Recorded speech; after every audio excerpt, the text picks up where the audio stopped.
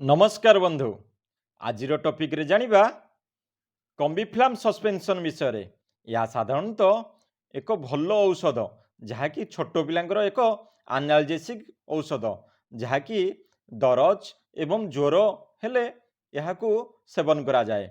या साधारणतः 60 ml प्रस्तुत या सोनोफी फार्मा द्वारा प्रस्तुत जहाँकि एक भल कंपनी द्वारा प्रस्तुत एवं यह शेड्यूल एच कैटेगरी औषध। यह साधारणतः तार कंपोजिशन आम जानिबा। यह साधारणतः दुईटी एनाल्जेसिक द्वारा प्रस्तुत आइबुफेन एंड पैरास्टामोल सस्पेंशन।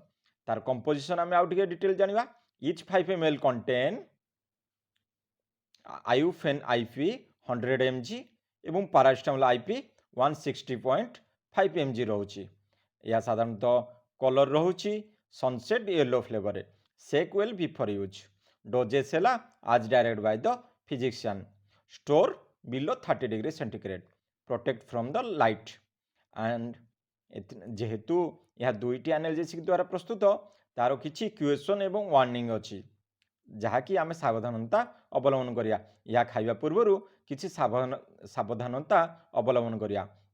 जेहेतु आइबुफेन रोची आइबुफेन किछि पार्श्व प्रतिक्रिया अच्छी जहाँकि जो छोट पिलांकर आस्थमा रेनिटिज किंवा यूटिकार्डिया थिबो ताहा सेवन करिवे नाही। एवं वार्निंग पैरास्टामोल अधिक मात्रा खाइले लिवर उपरे डैमेज हुए एवं जॉन्डिस सेल सृष्टि हुए। या साधारणतः छोट पिलांको अधिक मात्रा दिया जाए नाही एवं डाक्तर परामर्श अनुसार औषध सेवन करने कथा। ता विषय आउ टिके आमे जानिबा कॉम्बिफ्लाम। या साधारणतः दुईटी औषध दुईटी एनाल्जेसिक द्वारा प्रस्तुत ये औषधटी ये है आइबुफेन एंड पैरास्टामोल। तार इंडिकेशन विषय जानिबा। तार कौन कार्य यह लगे।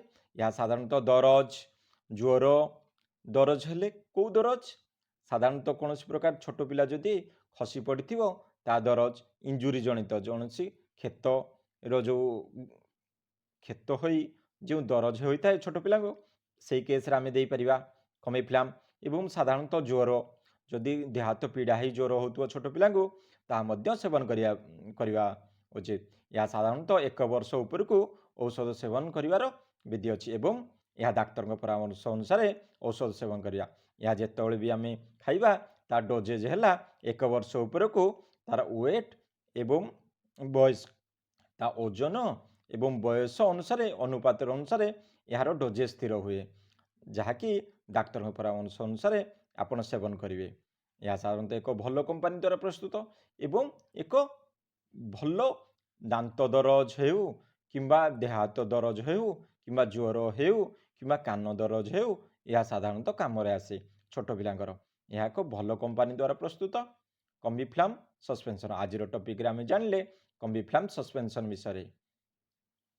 जदि आपन को यह भल लगी तेबे सब्सक्राइब करिया को जम्मारू भूलिबे नहीं। एहीपरि भल भल औषध विषय छोट पिलांकर बड़ लोकंकर सब औषध उपरे टॉपिक आसीबो आपण माने देखुथिबे एवं सब्सक्राइब करिया को जम्मारू भूलिबे नहीं।